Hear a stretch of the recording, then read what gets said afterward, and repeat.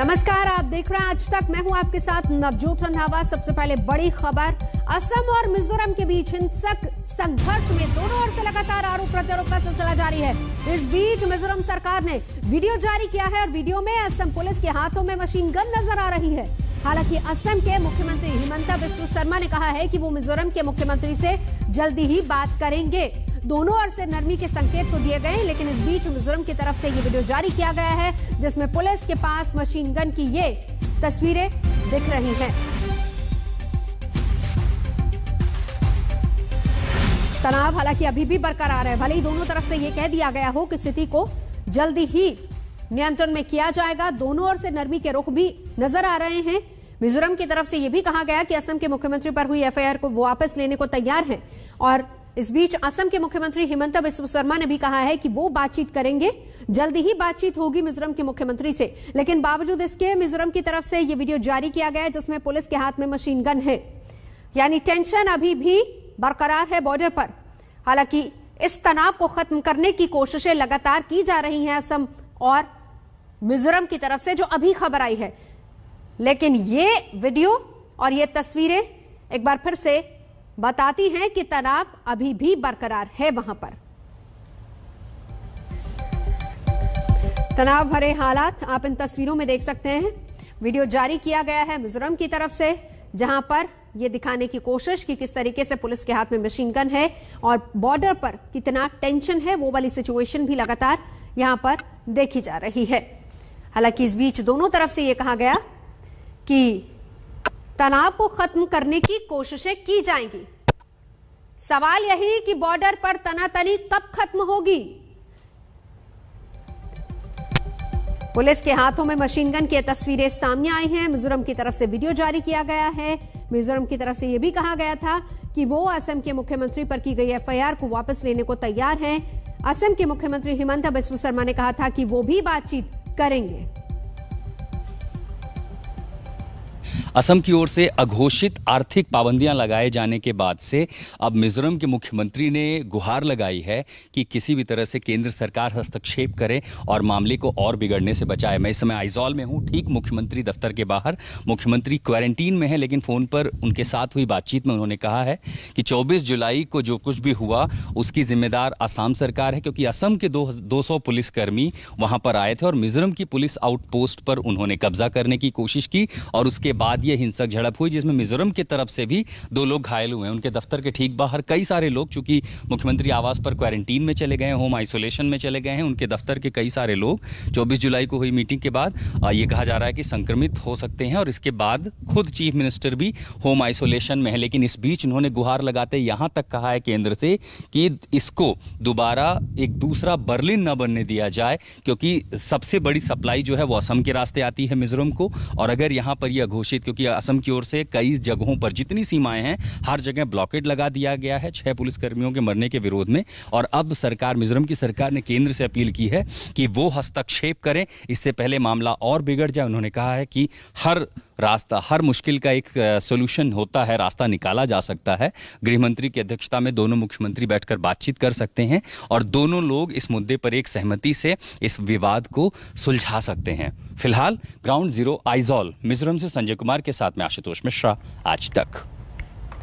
आइजोल से ही इस वक्त आशुतोष मेरे साथ जुड़ चुके हैं। आशुतोष, देखिए 2-3 चीजें। पहली बात, ये कहा जाता है कि इसको बर्लिन न बनने दिया जाए। दूसरी बात, दोनों तरफ से ये बात आती है कि हम बातचीत करेंगे, मामले का समाधान निकालने की कोशिश होगी, हिमंता बिस्वा शर्मा के ऊपर जो हुई है एफआईआर उसको वापस लेने की कोशिश होगी। लेकिन उसके बाद ये वीडियो जो सामने आ रहा है जिसमें पुलिस के हाथों में मशीन गन है, अभी ग्राउंड सिचुएशन क्या है वहां पर? नवजोत, कल तक दरअसल जो भी तस्वीरें सामने आ रही थी वो असम की ओर से सामने आ रही थी। उनका दावा था कि मिजोरम की ओर से देखिए एलएमजी फायर की गई, 6 जवानों की मृत्यु हुई और इसको मिजोरम भी इनकार नहीं कर सकता। आज पहली बार ऐसा हुआ कि आज तक के कैमरे पर जब हम मिजोरम पहुंचे तो यहाँ की जो सरकार है उन्होंने अपना पक्ष रखा कि देखिए उस दिन दरअसल हिंसा में असम पुलिस भी अपना एलएमजी लेकर के आई थी, 200 पुलिस वाले आए थे, हथियार, एमिनेशन और एम्बुलेंस लेकर के आए थे। चीफ सेक्रेटरी ने सैटेलाइट मैप भी हमें दिखाया, उसमें कहा कि देखिए ये पोजीशन थी, वो आगे बढ़े थे। तो जो असम सरकार कह रही है कि देखिए वो हमारी टेरिटरी में लगातार आते रहे। आज मिजोरम कह रहा है कि देखिए दरअसल असम असम हमारी टेरिटरी में लगातार आता रहा है। लेकिन कुल मिलाकर अब इस बात पर सहमति बनी है कि दरअसल इस विवाद को सुलझाया जाए, क्योंकि दोनों राज्यों के लिए ये ठीक नहीं है और देश की आंतरिक सुरक्षा के लिए भी ठीक नहीं है, क्योंकि पूर्वोत्तर के राज्य हैं और ये एक तरह की लाइफलाइन भी है। लेकिन अब एक स्थिति दूसरी बिगड़ी है मिजोरम में, खासकर न सिर्फ आइजॉल बल्कि दूसरे इलाकों में, क्योंकि यहां पर असम की ओर से, हालांकि सरकार ने ब्लॉकेड नहीं लगाया उसका कहना है, लेकिन जो ब्लॉकेड लगे हैं इसकी वजह से ट्रांसपोर्टेशन रुक गया है। सप्लाई लाइन मिजोरम की असम से होती है, राष्ट्रीय राजमार्ग ठप है और उसका नतीजा यह हुआ है कि मिजोरम में किल्लतें होने लगी। और किल्लतें किस तरह की? आवश्यक वस्तुओं की। आपको उदाहरण के तौर पर बताएं, हम इस समय आइजॉल से आगे एक पेट्रोल पंप पे हैं, यहां पेट्रोल डीजल की भी किल्लत होने लगी क्योंकि सप्लाई लाइन बंद हो गई है। अब यहां किसी को पेट्रोल डीजल चाहिए तो डिप्टी कमिश्नर का ऑर्डर लेकर के आना होगा और इसलिए यहां की जिले की जो कोलाशिब जिला है, इसकी एसडीएम मेजर कैरलिन हमारे साथ आशुतोष, मेजर, इसकी जरूरत क्यों पड़ रही है आपको? ये क्राइसिस कब से शुरू? जी जी जी जी आशुतोष जी, मैं आशुतोष लौटती हूँ, जरा सुनवाते हैं कि मिजोरम सरकार क्या कह रही है। मैं फिर लौटती हूँ आपके पास। Yeah, we have never made any first move. We never send our police to Assam. Assam has also been building up. In fact, you can see from through social media that they are mobilizing bulletproof vehicles, which they have deployed at Lailapur and the surrounding areas. They have. और इस बीच हेमंत बिस्व शर्मा का भी एक tweet आया था जिसमें उन्होंने कहा था कि वो भी निष्पक्ष जांच के लिए तैयार हैं। आगे बढ़ेंगे, बाबुल सुप्रियो बीजेपी में रहेंगे या फिर नहीं, इस पर विचार मंथन अभी भी जारी है। कल रात उन्होंने जेपी नड्डा से उनके घर पर मुलाकात की थी। खबर के मुताबिक नड्डा ने उन्हें अपने फैसले पर विचार करने के लिए 1 दिन का वक्त दिया है। बाबुल सुप्रियो बीजेपी में रहना चाहते हैं या फिर नहीं, इस पर वो मंगलवार तक अंतिम निर्णय ले सकते हैं। बाबुल सुप्रियो इस वक्त दिल्ली में अपने घर पर हैं। कल उन्होंने बीजेपी ही नहीं छोड़ी बल्कि राजनीति से भी संन्यास का ऐलान कर दिया था। प्रतिक्रिया के तौर पर उन्होंने सिर्फ इतना कहा था कि जो कहना था वो लिख दिया है और इस बीच मंगलवार तक का वक्त उनको दिया गया है। वही तय करेंगे कि क्या डिसीजन उनका होता है। बीजेपी छोड़ने पर असमंजस अभी भी बरकरार है। सीधा चलेंगे, अनुपम मेरे सहयोगी हमारे साथ इस वक्त जुड़ चुके हैं। बाबुल सुप्रियो ने कोई रिएक्शन नहीं दिया बावजूद उसके मंगलवार तक का वक्त, और इस बीच हमने देखा कि अभी भी एक्स्ट्रा टाइम उनको दिया जा रहा है। क्या वो संन्यास लेंगे, रहेंगे, नहीं रहेंगे बीजेपी में? क्या कुछ क्लियर नहीं हो पा रहा है अनुपम? जी नवजोत, देखिए कल जब उन्होंने दोपहर बाद फेसबुक में पोस्ट किया, राजनीति छोड़ने की बात कही, उसके बाद 2-3 बार उन्होंने अपना फेसबुक पोस्ट उसको एडिट भी किया। लेकिन कल रात जेपी नड्डा के साथ उनकी मुलाकात हुई है। जो सूत्रों के मुताबिक खबर आ रही है, उनको अपना फैसला फिर से पुनर्विचार करने को कहा गया है जेपी नड्डा की ओर से, और कल फिर जेपी नड्डा के साथ एक मुलाकात होनी है बाबुल सुप्रियो की, और उसी के बाद फाइनल होगा।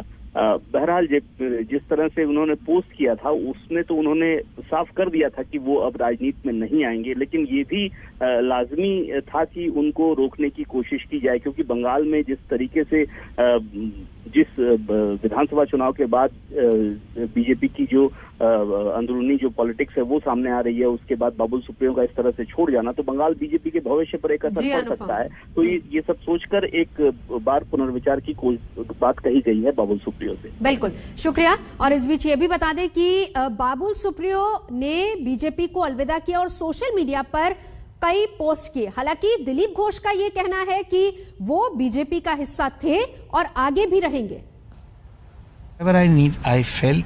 Whatever I wanted to say, I have written it. I don't really want to react, answer, or get into any kind of questioning. लोग अलग-अलग पोस्ट करते रहते हैं समय समय पर। पार्टी फेसबुक और ट्विटर पर नहीं चलता है। बाबुल जी हमारे पुराने नेता, सीनियर लीडर और मंत्री हैं, और वो उनकी अगर कुछ बोलना है तो उनसे बात करने वाले भी पार्टी में हमारे नेता हैं, वो बात करेंगे। कोई भी विषय हो उस जगह पर उसका समाधान। लेकिन सांसद पोस्ट छोड़ने का बात की है उन्होंने, पॉलिटिक्स छोड़ने का बात कुछ नहीं छोड़ेंगे, पार्टी में है, पार्टी के साथ रहेंगे। उनका भूमिका में परिवर्तन है, प्रशासन में रहकर अपना अनुभव बढ़ाया है, और हम संगठन में चाहते हैं उनका भी जो अनुभव है, उनकी जो जोश है, उसका हम बंगाल के ऑर्गेनाइजेशन में काम लगाएंगे। बाकी हमारे राष्ट्रीय नेतृत्व हैं, उनके बारे में सोचेंगे क्या काम करें। और अब बात मिशन यूपी की कर लेते हैं, क्योंकि बीजेपी ने अपनी पूरी ताकत लगा दी है। आज केंद्रीय गृह मंत्री अमित शाह ने लखनऊ पहुंचकर Uttar Pradesh state institute of forensic sciences university की आधारशिला रखी और इसके अलावा अमित शाह मिर्जापुर के लिए भी सौगात लेकर पहुंचे हैं। मिर्जापुर में विंध्यवासिनी कॉरिडोर परियोजना की आधारशिला रखेंगे और वहीं से वाराणसी में काशी विश्वनाथ मंदिर भी जाएंगे, पूजा अर्चना वहां भी करेंगे। फॉरेंसिक साइंस यूनिवर्सिटी शिलान्यास के मौके पर अमित शाह ने योगी आदित्यनाथ और उनकी सरकार की जमकर तारीफ की।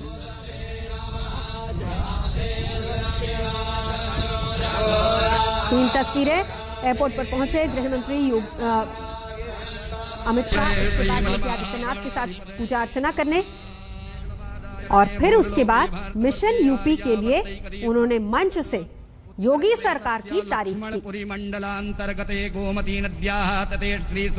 पहले का उत्तर प्रदेश मुझे ठीक तरह से याद है, चाहे पश्चिम के अंदर भय से मारे लोग क्षेत्र छोड़कर जा रहे हों, चाहे महिलाएं अपने आप को असुरक्षित महसूस करती हो, चाहे दिन दहाड़े गोलियां चलती हो, चाहे दंगों से ग्रस्त उत्तर प्रदेश हो। और आज जब मैं 2021 में यहां पर खड़ा हूं तो मैं गर्व के साथ कह सकता हूं कि योगी आदित्यनाथ और उनकी टीम ने उत्तर प्रदेश के कानून और व्यवस्था को देश में सबसे आगे ले जाने का काम किया। भारतीय जनता पार्टी की सरकारें जातियों के आधार पर नहीं चलती। भारतीय जनता पार्टी की सरकारें परिवारों के आधार पर नहीं चलती। भारतीय जनता पार्टी की सरकारें अपने नजदीक के लोगों के लिए काम नहीं करती। भारतीय जनता पार्टी की सरकारें देश के सबसे गरीब व्यक्ति के विकास के लिए और कानून व्यवस्था ठीक करने के लिए काम करी। मैं आज जब यहां आया हूं तब कह सकता हूं कि आज विकास की 44 योजनाओं में देश में सबसे आगे उत्तर प्रदेश है। उत्तर प्रदेश और जो सपना देख रहे हैं उनको मैं कहना चाहता हूं कि भैया फिर से एक बार करारी हार का मन बना लो।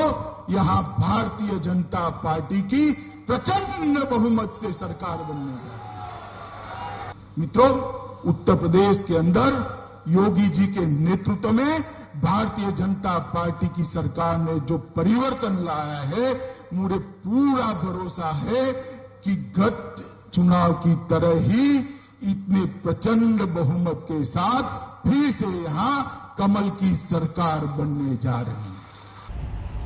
यूनिवर्सिटी के शिलान्यास के मौके पर मुख्यमंत्री योगी आदित्यनाथ बोले कि आज का उत्तर प्रदेश पुराने वाला यूपी नहीं रहा। उन्होंने कहा कि जिस जमीन पर यूनिवर्सिटी का शिलान्यास हुआ है उस पर पहले माफियाओं का अवैध कब्जा हुआ करता था। बीजेपी ने यूपी से माफिया राज खत्म कर कानून का राज स्थापित किया है। उत्तर प्रदेश को विकास के पथ पर आगे बढ़ाना मोदी सरकार का सपना है। उत्तर प्रदेश दंगों का प्रदेश माना जाता था। उत्तर प्रदेश में कानून की व्यवस्था बदहाल थी। उत्तर प्रदेश में आधी से अधिक जगह उत्तर प्रदेश पुलिस बल की खाली पड़ी हुई थी और माफिया राज इस कदर हावी था कि जिस भूमि पर हम इंस्टीट्यूट ऑफ फॉरेंसिक साइंसेज की स्थापना कर रहे हैं, 142 एकड़ की इस भूमि पर लखनऊ के एक माफिया ने कब्जा करके वो प्लॉटिंग कराने जा रहा था। जब मेरे संज्ञान में बात आई तो मैंने स्वयं इस बारे में इसका संज्ञान लेकर के कहा था कि भाई इसका कोर्ट में पैरवी करके पुलिस इसमें स्वयं पार्टी बने और इसे मुक्त करा करके हम लोगों ने जो उत्तर प्रदेश के बारे में सोचा है कि हां आदरणीय प्रधानमंत्री जी की मंशा है उत्तर प्रदेश में कानून का राज हो। उत्तर प्रदेश देश के अंदर अर्थव्यवस्था के लिए एक नया संबल प्रदान करने के लिए आगे आए और उसकी एक नई शुरुआत हम इस भवन यहां से करेंगे। और जैसे उत्तर प्रदेश पुलिस इसमें पार्टी बनी, वो माफिया स्वयं उससे हट गया और 142 एकड़ भूमि आज उत्तर प्रदेश शासन को प्राप्त हुई। यूपी में जनसंख्या नियंत्रण पर कानून एक बड़ा चुनावी मुद्दा बनता नजर आ रहा है। यूपी चुनाव में उतर रहे असदुद्दीन ओवैसी ने योगी सरकार की मंशा पर सवाल उठाए। योगी सरकार का पोल मोदी सरकार खोलती है पार्लियामेंट में 22 नवंबर 2019 को, क्या कहती है कि उत्तर प्रदेश में पब्लिक हेल्थ सेंटर्स में 4509 डॉक्टर्स का सैंक्शन स्ट्रेंथ है। कितने काम कर रहे हैं योगी के दौर में? 1344।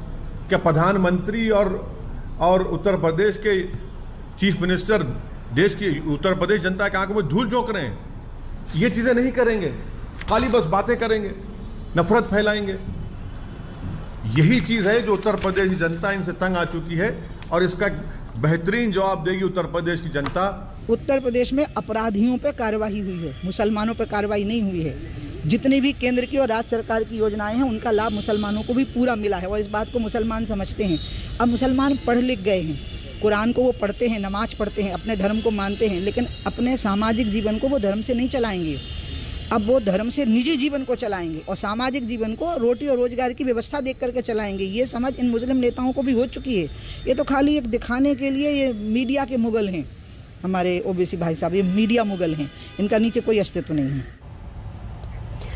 और उधर बीएसपी भी तेजी से चुनावी कार्ड खेल रही है। बीएसपी का ब्राह्मण सम्मेलन लगातार जारी है। ब्राह्मण वोट बैंक को लेकर भी यूपी में जबरदस्त मोर्चाबंदी चल रही है।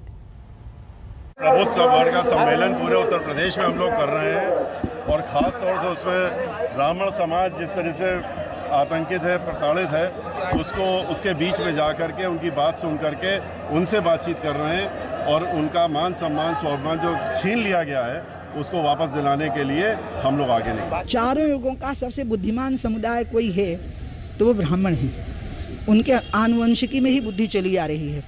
उन्हें क्या ये समझ नहीं है कि यहाँ पर किसका भला हो सकता है, कौन उनका भला कर सकता है? आज भारतीय जनता पार्टी के अलावा उनका कोई भला नहीं कर सकता है। जिस प्रकार से सुरक्षा, रोजगार, व्यवस्थाएं, आतंक को भय से मुक्ति मिली है, एक भ्रष्टाचार मुक्त शासन मिला है, सबसे ज़्यादा बुद्धिमान समाज है वो सम्मेलनों में आ जाएंगे लेकिन वो रहेंगे भाजपा के साथ। और इस बीच बड़ी खबर, दिल्ली में पहलवान सागर धनखड़ मामले में दिल्ली पुलिस कल चार्जशीट दाखिल कर सकती है और इस मामले में पहलवान सुशील कुमार मुख्य आरोपी हैं। क्राइम ब्रांच की 3 महीने की तफ्तीश में जो तथ्य सामने आए हैं उनके मुताबिक सुशील कुमार सहित इस मामले में 20 आरोपी बनाए गए हैं, जिनमें से 15 को गिरफ्तार किया जा चुका है। 5 आरोपी अभी भी पुलिस की गिरफ्त से बाहर हैं। इन 5 आरोपियों में से 3 वांटेड अपराधी हैं। पुलिस के मुताबिक वर्चस्व की लड़ाई में सागर की हत्या की गई।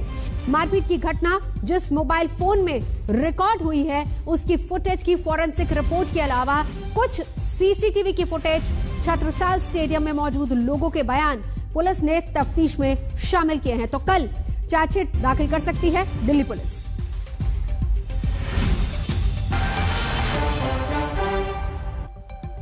और अब बड़ी खबर आपको बता दें, जम्मू कश्मीर में पत्थरबाजों पर एक बड़ा कानूनी प्रहार की तैयारी हो रही है। पत्थरबाजी के आरोपी को अब न तो सिक्योरिटी क्लियरेंस मिलेगा और न ही पासपोर्ट मिलेगा। सीआईडी ने इस बारे में सर्कुलर जारी कर दिया है। कश्मीर में पत्थरबाजों को अब पासपोर्ट नहीं मिलेगा, सर्कुलर जारी हो चुका है। सिक्योरिटी क्लियरेंस भी नहीं होगा और पासपोर्ट जारी नहीं होगा।